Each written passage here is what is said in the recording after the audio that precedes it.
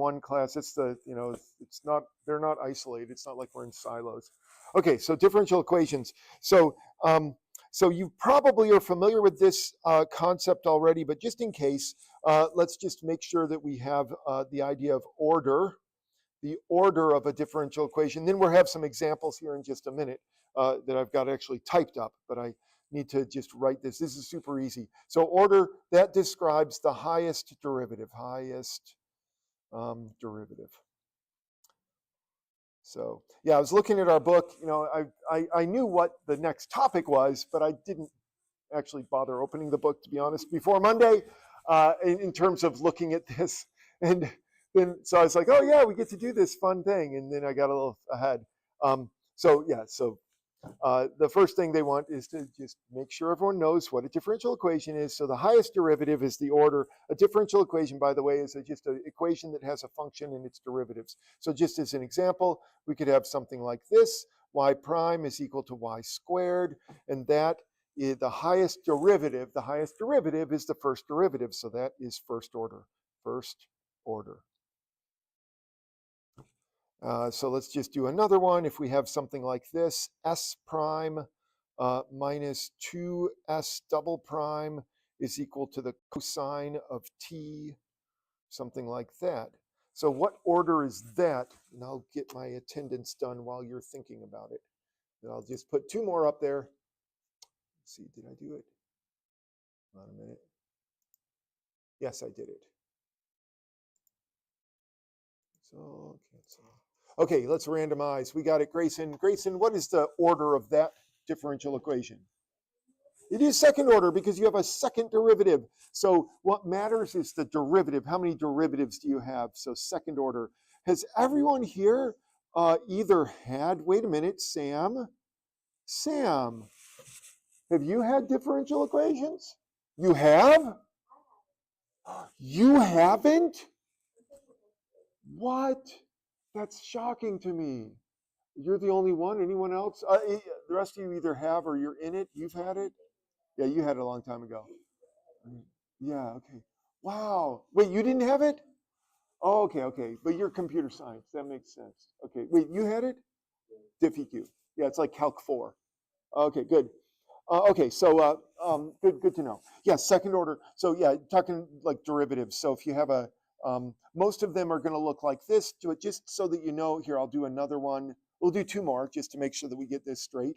So if we have d squared x over dt squared plus dx over dt minus x to the 10th is equal to e to the t. How about that? So, and then one more, just to make sure that we've got this down, and that's this one. How about this?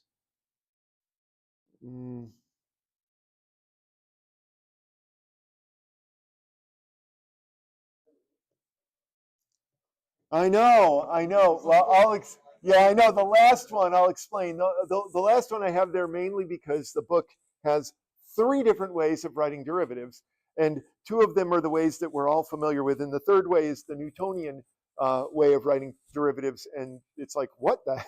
Like, but that's the way Newton did it, and so your book has all 3 of them for some reason. But let's do these. First of all, okay, we got second order. It's this one here. The one with the e to the t. What order is that? Oh, you're not here, but you would know it. Julia knows it, though. What order is this one right here? That's also second order. Very good. Second order. Okay, so what is up with the dots? The dots are in place of the prime notation. So you have 3 different notations. We have prime notation, and then this is the Lebesgue notation, which is like a operator notation here. That we're all familiar with from calculus, both of these. This one is Newtonian, the dots, and generally whenever you have the dots, it's referring to a derivative with respect to time, which most differential equations anyway are like that. But so 3 dots means third derivative, 1 dot, first derivative, and so on. So that pretty much gives it away, doesn't it? The highest order derivative is the third derivative. So this will be third order. So this is third order. I only mention this because I realized, we need to do the introduction stuff, I guess, for the 2 students who haven't had, I don't know if Matthew, You know, he might not have had differential as well. He's probably watching the video now thinking, I had differential, but whatever. Anyway, so I realized, yeah, we need to do the quick intro to what a differential equation is. And differential equations are exactly what I mentioned last time. I mentioned that they were useful for predicting the future. In particular, it's much more accurate than like a regular high school physics or high school calculus type situation of looking at the world. You can get a much more accurate view of what's going on. Okay, so next thing to note, now that we've got that out of the way, is this. I want to verify solutions. So what does that even mean? Well, if you have a differential equation is just an equation that has one or more derivatives. Well, let's go ahead and see. What order is that? Let's see, what is it? This is Eli. Eli, what order differential equation is that? Second order, because you have a second derivative. That's the biggest derivative. Very nice. So second order differential equation. Now, this is a thing that eventually, I mean, what we'd like is to be able to find a solution for this, which actually every one of you could come up with a solution for this, because this is something that you did in Calculus 1, even if we didn't call it differential equations back then. Notice that that doesn't have anything but y double prime. So you could just do two antiderivatives. So do the antiderivative of this, you'll get 3x squared plus minus cosine x, and then do the antiderivative of that, and you get x cubed minus sine of x. True enough? There's a few constants of integration thrown in there that you'd have to worry about, but for the most part, that's the idea. So what I'm asking you to do here is to verify that a particular solution, so that's this one up here, is that a solution? So to do that, what you're going to do is you're actually going to do the derivative. So take the derivative of this and check to see, does this fit that? Well, let's go ahead and do it. Let's first of all do the first derivative. So I'll do this down here, or you can, because you know your derivatives. Come on, you're all math geeks. Roston, what do you think? What is the derivative of x cubed minus 26.83x minus sine?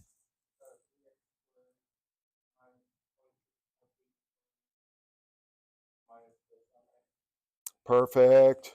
And then we'll do the second derivative and see what happens. So who gets to do that? Zane gets to do it. Zane, what's the second derivative?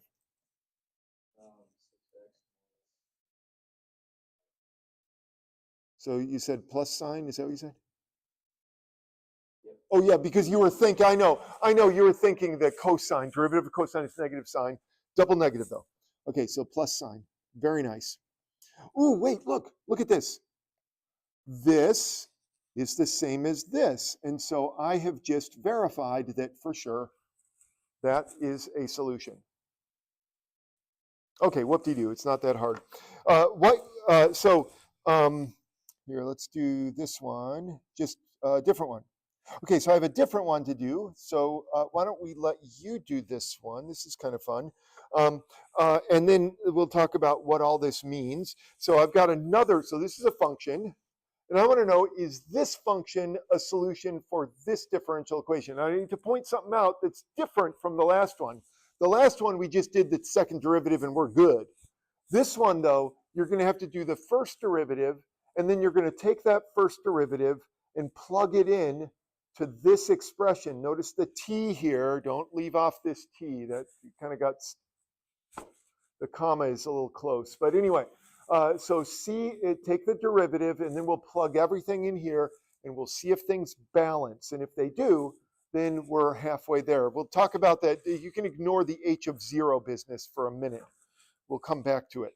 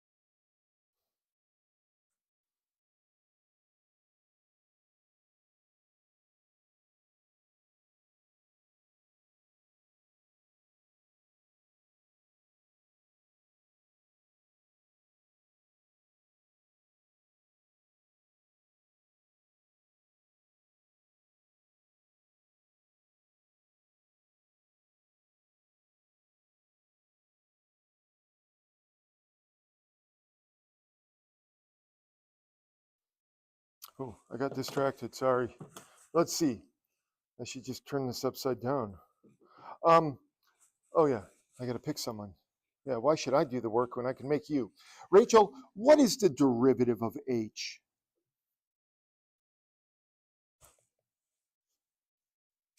Don't get scared by that 1/2 and the 1 there. Just ignore them. What's the derivative of e to the negative t squared?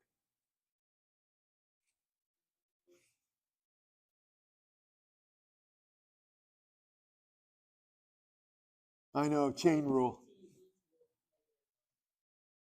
Okay, very nice. Now let's put that 1/2 in there because, yeah, the derivative of 1 is 0, so we're not going to we're going to ignore that.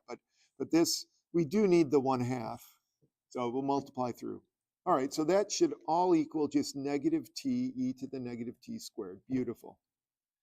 Okay, so that's what's going on the left-hand side of this equation. Let's see if I can make this balance. Let's see. So this is negative t e to the negative t squared. Does that equal, I'll put a little question mark here because I don't know for sure it does. 1 minus 2 times, oh, okay, 1/2 times 1 plus e to the negative t squared. So many parentheses. Times t? Is that, do I have enough, do I have it right? I feel like I have so many parentheses. So let me just double check because this feels weird to me. So I've got my h. This is h here. There. There's my h right there. Does that look right? Okay, I've got it all. Okay, so now we just have to suffer through the algebra. Let's see, does this thing balance? Okay, so I already know the left side is fine, negative t squared. Okay, so does this thing equal, let's see, 1 minus, let's see, 2 times 1/2 is just 1, right? So then I'm just going to subtract out. Don't forget to spread the negativity, though. So this, everything gets negated in there. So it'll be 1 minus 1 minus e to the negative t squared times t. Hey, it works.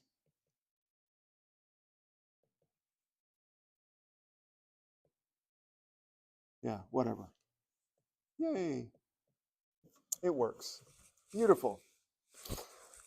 Okay, well, we haven't done the final bit of this job. So you're going to have homework problems like this where you're just verifying solutions. It's boring, I know, especially for those of you who have had differential equations, because you remember the first week of differential equations. That's what you did. You plugged, functions in and you checked. Well, there's only a few, don't worry.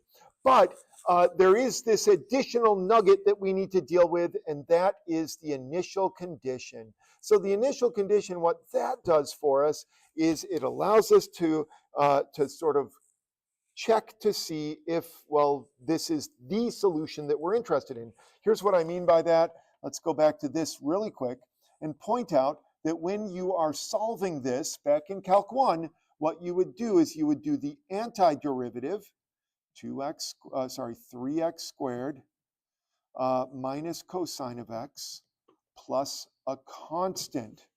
You remember that? If you left off the plus c, Dr. Hewlett would always take off points. So irritating. But anyway, you've got the plus c. And then if you do y, just y, you get x cubed minus the sine of x plus some constant times x plus another constant. I guess we should label these C1 and C2. So in reality, every time you have a differential equation, even if it's as simple as this one, there's multiple solutions. And you want to know which solution is it that we're really interested in. So we would want to figure out where we're interested in, and the way you figure out which solution you're interested in is you give an initial condition. So if this turns out that this is a solution to the differential equation, but does it start at 1? Is that where, because it could, there's other starting points, like this is a solution, but this is as well. Y is equal to x cubed plus 2x plus 5 minus sine of x. So those are two separate solutions to the same differential equation.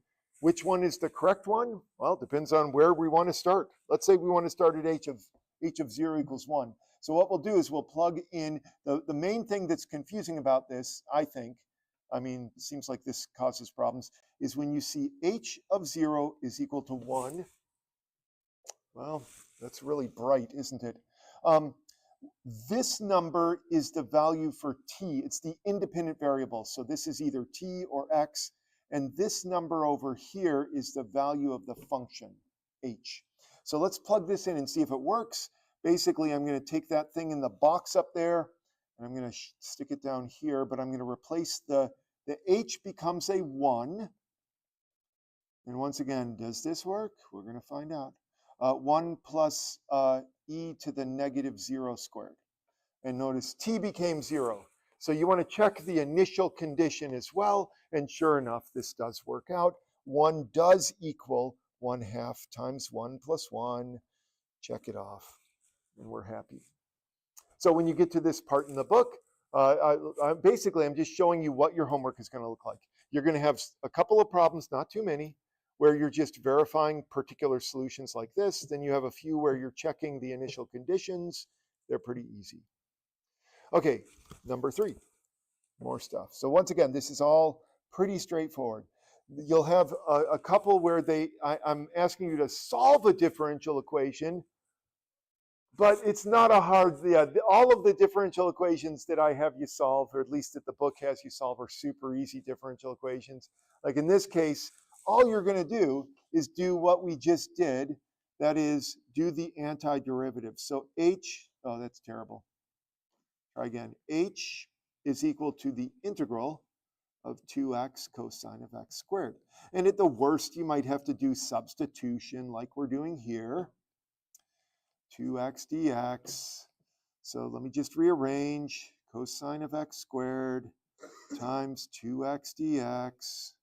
And that equals the integral of cosine of u times du. Negative sine. No, not negative. Not negative. There's no negativity today. So sine of u plus c, which is sine of x squared. I realize some of you could have just looked at this and said that that is this, and that's fine. It's easy enough to do. But if you need to do the substitution, that's how you do it. So whatever it takes, there might be an integration by parts. I don't know. I tried to pick the easy ones in the list. But there's just a few where it says solve this differential equation.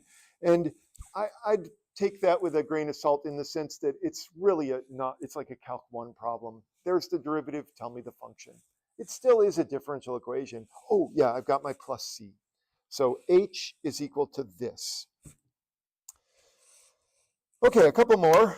So let's actually look at this. Now, if you remember last time, we talked about, I got a little ahead of myself, and we talked about Euler's method. The Euler's method allows you to predict the future, predict what you would get. And we'll go over this again on Friday because this is the first of what are called Taylor methods for solving differential equations. So this is like the simplest version. And so we can fill these in. It wasn't too difficult. But let's just suppose that we've already filled in the things, and we want to compare with an actual solution. This is what I was kind of hunting around for on Monday, but I actually have one here. So here's an example where we earlier figured out that this is the solution for this differential equation with this initial condition. Well, let's just suppose, which you could not suppose, you could just say, yes, you did this, that I actually plugged that into Euler's method and I got this as my solution. I want to know, how would you compare the two? So how would you know whether or not this is a good solution or approximation for Euler's or for this differential equation? So notice what I've got. I have, so here's how this is working. Is when, like in the future, when we do this next week or later this on Friday, you're going to be given this. This is the problem.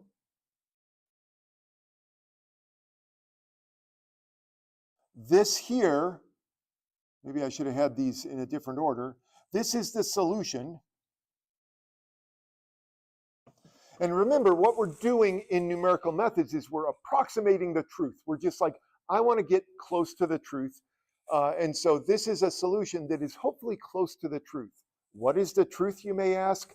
Well, this here is the truth. That is the truth. So I want to know, do you have any ideas about how we might compare our solution, which we know is an approximation? We know that it's not going to be perfect. How can we evaluate it though? How imperfect is it? How close is it to the truth? Any ideas as to how we might do this? Yeah, what do you think, Grayson? Ooh, we could. Okay, yeah, we could put a graph through all those points. Um, you mean like interpolate? Ooh, yeah, that would be fun. I don't want to do that, but yeah, that's an interesting idea. Yeah. Um, so that's one way to check is put a graph. I was hoping there's another type of graph that we might use, not the interpolating graph, but that's a good idea is to use a graph. What other things can we do to just check? Also, we don't have to graph at all. There's other things that we can do. Yeah, what would you like to do, Bryce?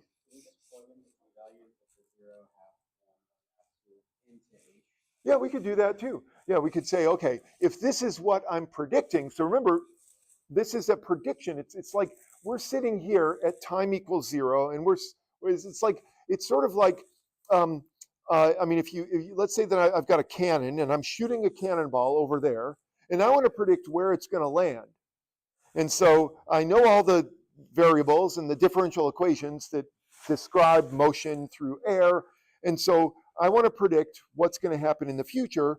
And then I test it and I shoot the cannonball and I see how close it is. So my prediction is that it's going to land on that counter, but then when I shoot it, that would be like actually plugging it in. And that's sort of like what the graph is, another idea of doing that. I'll show you a graph. I actually have a graph that I'll show you in just a minute. But let's actually do the simpler thing. I think that it's a little simpler just to plug it in. For example, if I plug 0.5 into this function, this is a truth. This is the prediction. So the prediction is, so I've got my cannon, I shoot it, and half a second after I shoot it, this is the prediction of where the cannonball is. And then after 1 second, so that's kind of the way you want to think of this, is that you're predicting the future. I want to know what's going to happen. And so then let's compare my prediction with what actually is true. So let me do the 0.5, and then maybe you could do the rest of them. But I'll just tell you what I'm doing. I'm doing 1/2. So I just typed 1/2 times, and then open parenthesis. You could also do this on your computer, I suppose. And then I did 1 plus e to the. So I've got the e to the thing here. And then let's see, this always bothers me. So I'm going to do 0 minus 0.5 squared. Yeah, you know what? I think I want to use Python now. This calculator scares me. So here's what I've got. H of 0.5 is equal to 0.8894. So I'm off by a little over 0.1. That's about I guess, more like a 20%, isn't it? If you compare, because the truth is 0.889, and my prediction was 1. Let me pull up, I've got Python anyway, because I'm going to show you some, let's see, can I add some code up here? Yeah, just a minute. So let me just do this. Oh, I've got my function. Oh, I got it right here. Oh yeah, here, just a minute. Copy here. I don't want to show you my my graphs yet. So just a minute. I'll show you what I got once I get this typed in. So f.subs, and we're doing x and 0.5. I think that's it. Yes, there it is. Okay, so yeah, I'll pull this over. It's so small. Let's make it huge. Beautiful. Okay, so yeah, there it is. So I'm using SymPy. Yeah, we'll talk about this in a bit. But whoa, come back. There it is. So I basically defined my function, and then I substituted. And the way you substitute using SymPy is you do f, there's my function here, and I do f.subs. And so I could even do this. Yeah, let's do this for all of those points. So let's see, this, I'm going to just print them all. Print, let's see, f.subs. Whoa, come on. Okay, there it is. Copy and paste, paste, paste. How many do I need? Super annoying that it does that. Okay. Oh, well, yeah, I have 5 points, but I don't need to do the first one, I don't think, because the first one is the initial condition. So we already verified that first one. Okay, so there they are, and I need a close parenthesis. There we go. Okay, so this should print the 4, not the initial condition. Well, okay, I'll go back and do the first one too. Just a minute. Control V to paste, and then we'll just change this to 0. There. Okay, so let's substitute. Let's do it all. Okay, ooh, why? I don't want that. Just a minute. I need to change this to a float. Just a minute. If I change this to a floating point number, will that get rid of that EXP? Just a sec. Zoom out. Can't see it. There we go. Let me see if this gets rid of all that mess. Oh, that's much better. Okay, so it's a little hard to read, but we can compare. Here, I'll make it so that we can see both. Just a sec. Wow, look, you can see just one now. Hold on a sec. Pull this down, pull this over, pull this down. I know, it's like a child trying to get them to, or an old person. Almost there. Okay, well, okay, good enough. Well, that's not that great. Can I get rid of this? Well, wish I could get rid of that. Okay, there, that's not stupid. Okay, good enough. Okay, so sorry about that. Okay, so we've got 1. Great. This is supposed to be 1, but the prediction is 1. It's actually 0.889. This one is supposed to be 0.75. It's actually 0.683. So it looks like I am overestimating, and we'll be able to see on Friday, we'll see why we're overestimating instead of underestimating. You can actually predict which direction you're going to go with, at least with Euler's method. So then this one, and then this one, our prediction is 0.5. We ended up with, oh, now we're underestimating. The actual value is 0.55. And then the final one, our prediction was 0.5. And the actual value, that's actually pretty good. 0.509. I mean, because whenever you do something like this, usually what you're trying to do, it's like I'm going to shoot my my cannon, and I want to know where the cannonball is going to land. And if I'm not quite sure about the path, but I get the landing point correct, who cares about what's going in between? So actually, I'm pretty impressed. I'm within, well, I guess 0.9, or sorry, that's about 18%. So I guess it's an 18% difference between here and here. But still, it's not terrible, I guess. I'm surprised. Wait, is that right? Am I wrong? No. That's a 2% difference. Sorry. It's a 0.18. It's a 1.8% difference, not an 18% difference. You can do the math. If you do this minus this divided by that, I think you'll get about 1.8%, 1.7%, something like that. So yeah, that's actually pretty good. Impressive. Anyway, that's what you would do if you were supposed to compare. And actually when you have to compare. So on the homework, you're going to be asked to do this sort of thing. Okay, I promised that I was going to back up and do something after that. And I forget what. Oh, I know. I'm going to show you the graph because Grayson mentioned a graph. So what I've got here is, and this was super irritating to me. So when we talk about this with Python, I'll show you how to do this. It's not that bad. Well, it was annoying. Okay, so what's annoying to me is this, that I can easily graph that function using SymPy. So SymPy, I've fallen in love with SymPy because it lets me do all sorts of symbolic things in Python relatively easily. But the one thing I could not figure out how to do, and I Googled or DuckDuckGo'd all day, and I couldn't find it, is to plot points. And so I had to go back and use matplotlib which I'm not thrilled with, and NumPy. I've been trying to avoid both of those this semester just because they're a little bit, I don't know, it's not as intuitive, but it works. So I'll show you how to do this next time, but it's pretty straightforward if you think about it. You've got a bunch of points. These are your X values, and you'll notice that those compare. Those are the X values that I have over here. So those are if you look at all those 5 points, those 5 X values, 0, 0.51, 1.52. And then these are the Y values from those points. And then I can just plot those points. And the way I would plot those points in using matplotlib, sorry about this. Why does it do that? I don't know. Here's the matplotlib function. And this K with a star, I think if I just put, can I just put a little O there?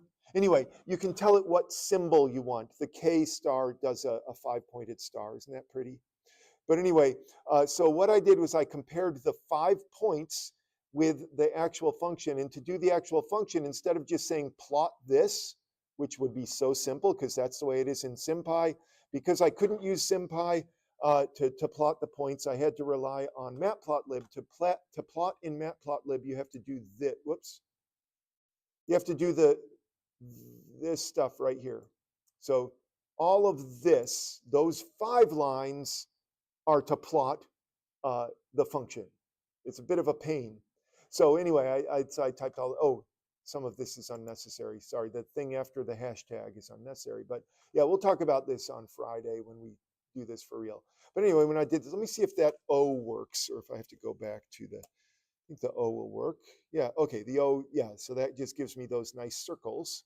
So you can see now I have the graph. So this is sort of similar, I think, to what Grayson was talking about. So I've graphed the actual function, I've graphed the 4 points, so you can actually visually see what's going on and how close you are to the truth.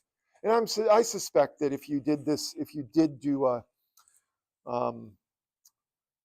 interpolating polynomial, that it would follow pretty closely the curve that we have here. But it's just the points that we really care about. So those are beautiful. Okay, so what do we have here? What time is it? Oh, 1:30. It's a little early. Let me just see what else is next. Next is homework. Well, we'll get to let's mention the homework and then we'll move on to the next topic. It'll be fine. So here we are. When you go to our Moodle page, here we go. You're going to find, let me see. Sorry, I need to just set this up so I can read it on both screens. Okay, so here it is, homework assignments. So we're back to, so I wanted to mention this so that you don't get confused. We're back to the Tea Time book. So you know that they're the 2 different books. I'll show you what this looks like. I've got it right here. How can I make this bigger? Just a sec. Menu, view. Why can't I fit width? There we go. Sorry, I'll bring it over just a sec. Let me just, there it is. Okay, so there's the book. I was just trying to make it bigger. So you'll see that this is basically the same stuff we just did. The very last one, number 5, is the initial value problem. We have some solved differential equations, but don't be scared. Anytime you see a dot, remember that is a derivative, first derivative. And I tried to pick the ones that you would already be familiar with so that it's not something that's really crazy. So this is all very similar to what we've just done. Okay, so that shouldn't be too bad, but it's that Tea Time book. So this is what you should be looking for, is the differential equations, chapter 6 in that second or the first book, the one that we started with. Okay, onward. So we get to move on and we get to talk about the fundamental theorem of calculus. I don't know if you remember the fundamental theorem of calculus. It's my favorite because it's so useful. The fundamental theorem of calculus says that if you have a function that is a derivative of another function, and you do the definite integral of that function, you get basically just I mean, you might look at that and say, wait a minute, that's the fundamental theorem? Yes, that is the fundamental theorem of calculus, kind of distilled down. Even though you've used this every time you compute a definite integral, right? You do this. You say, well, what's the antiderivative? And then you go on from there. Okay, so you're used to this, and sorry, got to figure out what I'm doing here. And so here's the idea: is that we're going to take this fundamental theorem of calculus and we're going to adapt it to be able to use it for differential equations. So the idea here is to instead of doing this, let's see, Euler's method is this one. We're gonna say that this so that instead of saying that the integral is exactly this is the fundamental theorem, this is correct. We're going to say that it's going to be approximately, we're just going to say, it's sort of approximately like this. This may feel familiar to you. This is exactly what we just did when we were doing the integration methods. So this is the sort of thing that the sort of the attack that we're going to have for how to figure out our differential equations. Is we're going to approximate this particular integral with this. So you might say, well, how in the world is this going to be, how does this work? Well, check this out. We have y, so let's combine the two. So I'm going to combine this with this. Bear with me for just a sec. So we have y of x1. Why do I have the 1 up there? I don't like that 1 being up there. I'm going to get rid of it. I'm going to put it, sorry, I just noticed that my 1 isn't subscripted. Why isn't it subscripted? I don't know. Well, whatever. Here, let me rewrite it with subscripts. So fundamental theorem of calculus. We have this, y of x1 minus y of x0. So that came from this slide. And then Euler's method is saying, we'll just approximate all this. We'll just say, so this, so you might say, well, what is that? Well, that is a left endpoint, Riemann sum with one rectangle. So this is really pitiful, but it's like the midpoint rule. You're just taking the function value times the width of the interval to approximate the integral. So we're going to use that instead of the actual, so here's how this would work. You have this is equal to y prime evaluated at x0 times h. So notice what happens if you take this and combine these together. So you have this thing, the fundamental theorem of calculus. This is really technically a left endpoint Riemann sum. It's similar to a midpoint rule where you're just doing the midpoint rule. By the way, the reason why I'm mentioning this is because on Friday, we're going to take this Euler's method that you're familiar with sort of from Monday, and we're going to extend it using not the midpoint rule, but the trapezoid rule. But we'll get to that on Friday.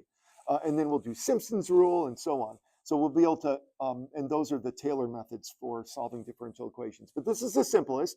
So notice that when you get done with this, what you have is that the next point is the previous point plus the slope times the step size. So we take this fundamental theorem and we use one of the approximation methods for doing integrals and combine the two, and you end up with, in this case, Euler's method. Euler's method is the very first, I don't know if it's, or if we would say it's degree 0. Anyway, it's like the very most basic of all of the Taylor methods. So this is the most basic of the Taylor methods. So on Friday, we'll learn about some of the more complicated Taylor methods. So just to remind you how this works, let's see, maybe we could do this with a different differential equation than this one. So yeah, we did this on Monday, so it shouldn't be any surprise. It's really not that complicated. It'll be easy to code this on Friday. It's like 2 lines, just like the midpoint method is super easy. So let's get rid of this because that's boring and do a different one. Oh, maybe we should actually do, where was it? This one. Because isn't that where this stuff came from? Yeah, let's see. oh yeah, this is where this stuff came from. Yeah, let's do this one though. So this differential equation, so h prime is 1 minus 2h times t. We put that over here. H prime, come on. H prime is 1 minus 2h times t. Oh, and note here that h is a function. H is not a step. The step here now is delta t instead of little h. Okay, so let's actually reconstruct. This will be fun. We'll reconstruct what's in the box there, the solution that we got. So we'll start off with when t is 0, y is 1. And here we're going to do just h prime. Okay, so I'll do the first one, and then you'll do the rest of them. Oh, and by the way, the step size is 0.5, 1.5, and 2. So what we'll do is we'll take this and we'll first of all compute the slope. So the slope I get is going to be 1 minus 2 times 1. So that's 1 minus 2 times h, call that h, times t. So I'm using what's in the box there. And that equals 0. And then, let's see if I can remember, we have h sub I plus 1 is the old h plus the slope times delta t. Okay, so I take the old h, which is 1, plus the slope times delta t, which is 1. Okay, so now your job is to come up with the next h prime. Just take a minute and see if you can get the next h prime. It shouldn't be too difficult. This is a nice, easy differential equation to do with Euler's method. And I'll pick a rando. Since we do have 10 minutes, we'll get this done in 5 and you'll be on your way.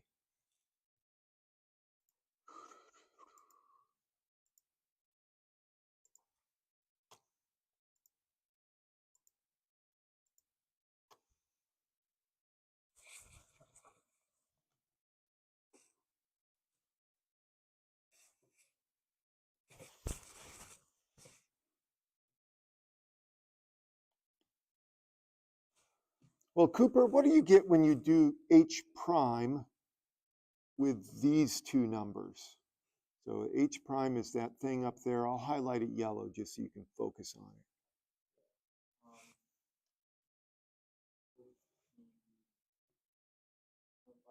it. It would. Let's actually write out the expression just to be sure.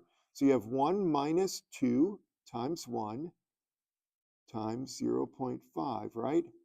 And that indeed is, wait a minute, it's, did you say negative 0.5? I think it's negative 0.5, is that right? Yeah, good, very good, good job. So negative 0.5 is the new slope. Now we need to get the new h value, so that let's use that slope right here to get this. So you're going to use this formula. And like I said, when we code this, you basically just have one line because you're going to combine this and that. It seriously is super quick. You're just doing the same thing and then you're done. It's incredible. But it's so painful to do by hand, but it's good to do a couple times, especially since it'll probably be on your exam. Grayson, do you know what the next h value is? I believe it is. Let's make sure. So you have the old, very nice though. So you have 1, and then plus, we'll do this number here, this slope, times the step size. And sure enough, you do get 0.75. Very nice. So there's the new h value. Maybe you know what, this is getting a little bit onerous to write all of these numbers in this table. So maybe I'll just trust you and at least the next person, see how if we can just put it all together. We need the slope for the next one. So you're going to plug 1 for t and this for h into the yellow.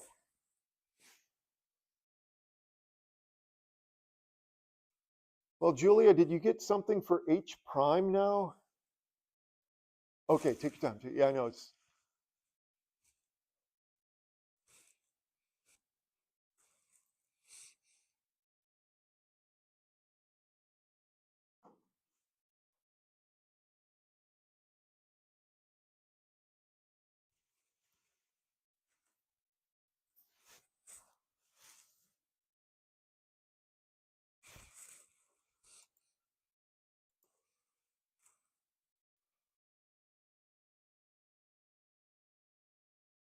I'll just write it out while you're computing, just to make sure everyone sees what you're doing.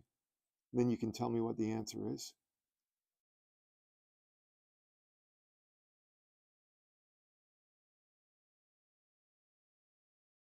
All right, so did you get a number? Very good, negative 0.5. So if you're not sure where she got her negative 0.5, you'll notice that this is just that yellow up there with the 2 plugged in. Nice.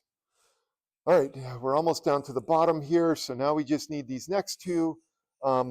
So let's see, we'll do the next one, I guess. Rostin, do you have the next H value?